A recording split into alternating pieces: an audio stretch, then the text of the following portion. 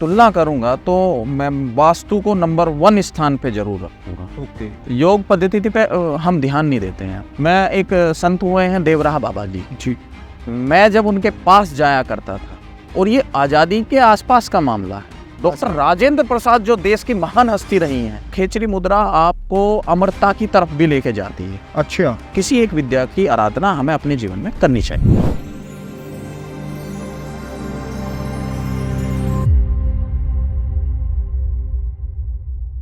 नमस्कार दोस्तों, स्वागत है आपका फिर से एक बार बातचीत पॉडकास्ट में। आज का पॉडकास्ट आपके लिए बहुत ही खास होने वाला है, क्योंकि आज आपको हम उन गेस्ट से मिलाने वाले हैं जो आपसे एक बार मिल चुके हैं, जिनकी प्रेजेंस को आपने बहुत ज़्यादा पसंद किया था। मेरे को पर्सनली लोगों ने बोला, मुझे मैसेज आए कि हम उन गुरुजी को दोबारा बुलाएं, क्योंकि उनकी बातों से काफ़ी कुछ लोगों ने बहुत कुछ सीखा।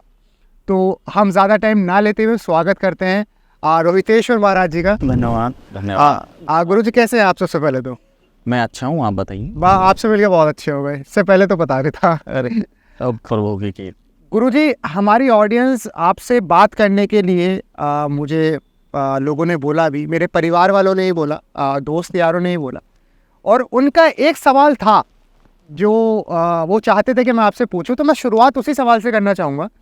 ज्योतिषी में कुंडली देखना, वास्तुशास्त्र या फिर हस्तरेखा को देखना, ये काफ़ी कुछ चीज़ों के बारे में बता देता है मनुष्य की।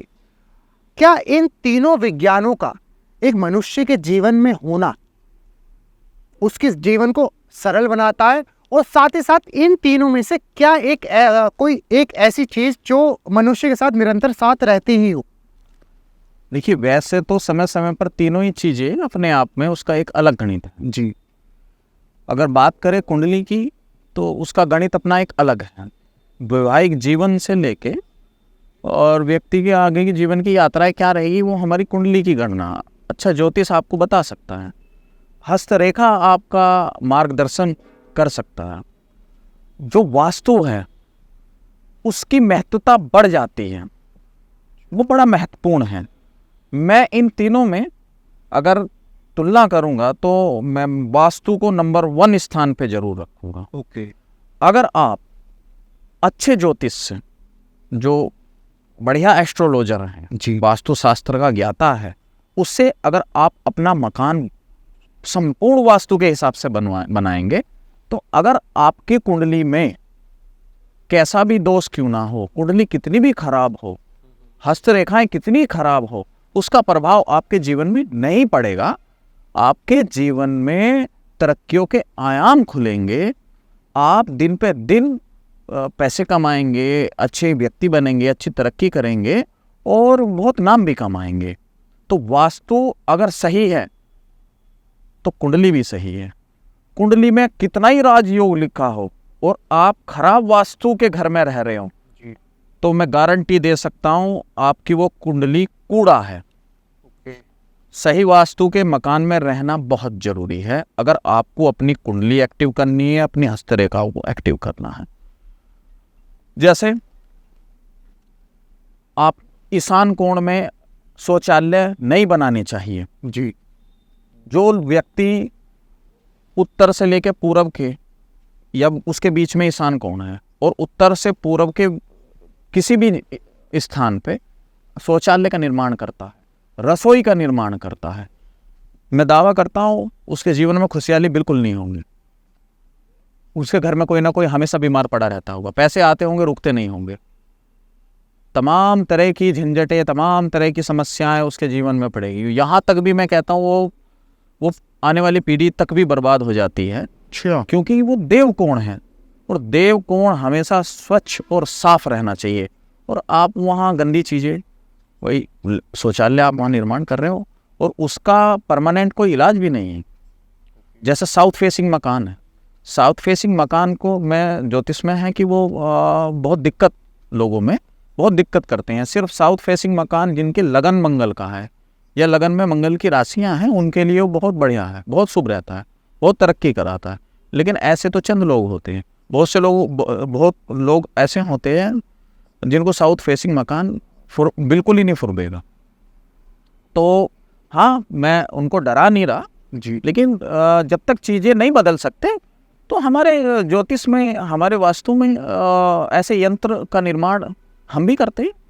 मेरे से लोग मांगते हैं कि गुरुजी अपने आप जो है हमारे घर में वास्तु की दिक्कतें हैं, उनको क्या चीज़ें लगाई जाए जिससे वास्तु चीज़ें ख़त्म हो, वास्तु की दिक्कतें ख़त्म हो। जी तो मैं उनको यंत्र वगैरह मैं देता हूँ, वो मांगते हैं तो मैं देता हूँ, वो लगाते हैं। लगाने के बाद में उनके घर की वास्तु भी ख़त्म होती है, और हाँ, नेगेटिव चीज़ों का असर भी उस घर पे नहीं होता, बुरी नज़र नहीं लगती, किसी का कराया नहीं लगता। समस्याएं क्या होती है, ये नेगेटिव एनर्जी क्या होती है, ये हमारे साथ बाहर से लग के आती है।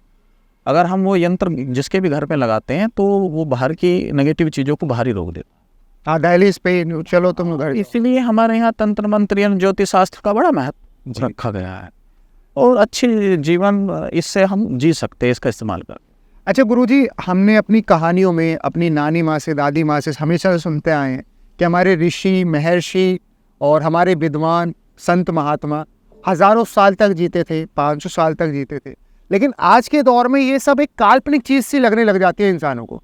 क्या आध्यात्मिकता और योग के माध्यम से इंसान अपनी उम्र को उस लेवल तक लेके जा सकता है जिस लेवल पे बताया जाता है? बिल्कुल बिल्कुल जा सकता है। ये काल्पनिक इसलिए लगती है क्योंकि अब आदमी की एक आउमन उम्र जो है, आज की पीढ़ी जो जवान हो रही है या एक इस दहलीज पे जा रही है, वो 60-70, बहुत मैक्सिमम 80।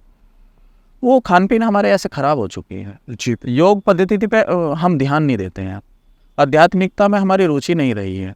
बड़ी बड़ी मुद्राएं हैं। मैं एक संत हुए हैं देवराह बाबा जी, वो उनके बारे में डॉक्टर राजेंद्र प्रसाद जी ने अपनी किसी बुक में लिखा है कि मैं जब उनके पास जाया करता था, और ये आज़ादी के आसपास का मामला है। अच्छा, जब उन्होंने बुक लिखी है जिसमें उनका जिक्र किया, ये आज़ादी के आसपास का, कि मैं जब उनके पास जाता था तो मैं अपने दादा के साथ जाता था, और मेरे दादा अपने पिता के साथ उनके साथ जाते थे। तो अब उन 2-3 पीढ़ी का अगर आप आकलन करोगे तो ये लगभग 200-250 साल तो यही डॉक्टर राजेंद्र प्रसाद, जो देश की महान हस्ती रही हैं, इतने विद्वान जिनकी मिसाल दी जाती है, जिनके पदचिन्हों पे चलने के लिए लोग बच्चों को प्रेरणा दी जाती है, वो व्यक्ति कह रहा है कि देवराह बाबा की 200, 250 या 300 साल की गणना तो वो खुद कर चुके हैं। और देवराह बाबा खेचरी मुद्रा में परिपक्व थे। खेचरी मुद्रा के बारे में अगर आप जानोगे तो खेचरी मुद्रा आपको अमरता की तरफ भी लेके जाती है। अच्छा, खेचरी हमारे यहाँ योग में बहुत अच्छी अच्छी मुद्राएं हैं जो हमारे शरीर का पुनर्निर्माण करते हैं। ये तो योग है, बहुत कठिन भी मार्ग है, नहीं कर पाता, लेकिन आयुर्वेद मार्ग भी है जो हमें 100 साल भी जीवा देता है। देखो, अगर किसी की व्यक्तिगत उम्र भगवान ने कैसे क्या पूर्ण कर रखी है, लेकिन अकाल मृत्यु भी होती है। हाँ, व्यक्ति हष्टपुष्टता से चलते हाथ पांव चला जाए, ये सबकी सोच रहती है। हाँ, सबकी कामना यही रहती है। तो इसके लिए आयुर्वेद का इस्तेमाल करें, आयुर्वेद की चीज़ों का इस्तेमाल करें। हाँ, सन्यासी नुस्खे हैं जिसमें भस्मों का निर्माण होता है, स्वर्ण भस्म, हीरे की भस्म, पारे की भस्म। मेरे दादा बनाते थे, कुछ चीज़ें मैंने भी सीखी है, तो मैं देता भी हूँ लोगों को। जैसे फीमेल को आजकल ऑर्थराइटिस की दिक्कत है, जोड़े के दर्दों की दिक्कत है, बाय भी कहते हैं उनको, जी, तो मैं देता हूँ दवाई। उसमें वो दवाई नहीं है, वो एक मेरी समाज सेवा भी है। उसमें चीज़ें ये हैं कि अगर वो खाएंगी तो कभी उन्हें होगा भी नहीं, और जिनको हो रहा है अगर वो खाएंगी वो ठीक हो जाएंगे। और इस सन्यासी नुस्खों में अगर कोई इसका इस्तेमाल करता है, वो 80 साल की व्यक्ति के अंदर 25 से 30 साल जैसे ताकत युवा की उसमें पैदा हो जाती है। ऐसी चीज़ें हमारे आयुर्वेद में है जिन्हें हम भूलते जा रहे हैं, ऐसी चीज़ें हमारे सन्यासी नुस्खे में है, भूलते जा रहे हैं। अरे आओ, जानो, लो, खाओ, करो अपने आप को हष्ट पुष्ट। अरे अच्छे चलते हाथ पांव मरो, मरना तो सत्य है, लेकिन खाट में सड़ के मरने से क्या फ़ायदा? 1000 बीमारियों में अपनी मेहनत की कमाई देने से क्या फ़ायदा? अच्छी चीज़ों में इस्तेमाल करो उस पैसों का, खाओ पियो, अच्छे पालन करो। अच्छा गुरुजी, हमारे सनातन धर्म में काफ़ी सारी विद्याएं हैं जिनका अध्ययन करके लोग काफ़ी कुछ पा सकते हैं। मैं आपसे जो सवाल पूछना चाहूँगा वो सवाल है मेरा उन 10 महाविद्याओं के बारे में जिनके बारे में ज़्यादा लोगों को नहीं पता। आप क्या हमारे दर्शकों को बताना चाहेंगे कि वो 10 महाविद्याएं कौन सी हैं? एक दो का नाम भी बता दें। हाँ देखो, पहली महाविद्या माँ काली है जी। माँ काली है, दूसरी माँ तारा है, माँ तारा रानी है, दूसरी माँ तारा रानी है, और ये तुम्हारी भुवनेश्वरी है, त्रिपुरा सुंदरी है, छिन्नमस्ता है, और माँ बगलामुखी है। पूरी ये 10 महाविद्याएं हैं जी। ये हमारे जीवन में बड़ा महत्वपूर्ण रखती है, ये परम शक्ति हैं। जब अर्जुन जब महाभारत युद्ध के लिए तैयार हो रहे थे, जी। युद्ध के लिए जा रहे थे, तो उस अर्जुन को श्री कृष्ण जी ने, भगवान ने, देखो स्वयं भगवान परम ब्रह्म ने कहा कि आप जाओ, पहले माँ बगलामुखी की आराधना करो, यज्ञ करो, उन्हें प्रसन्न करो, उनसे विजय का आशीर्वाद लो, क्योंकि युद्ध की देवी माँ बगलामुखी है। और माँ बगलामुखी, लोग कहते हैं कि बस वो युद्ध की है या दुश्मन की, नहीं, 10 महाविद्याएं सब कुछ दे सकती है। हर एक विद्याएं वो सब कुछ दे सकती है, बाशर्ते आपको माँ के हिसाब से उसकी सात्विक पूजा आराधना करके उन्हें प्रसन्न करना पड़ेगा। तो 10 महाविद्याओं को, किसी एक विद्या की आराधना हमें अपने जीवन में करनी चाहिए।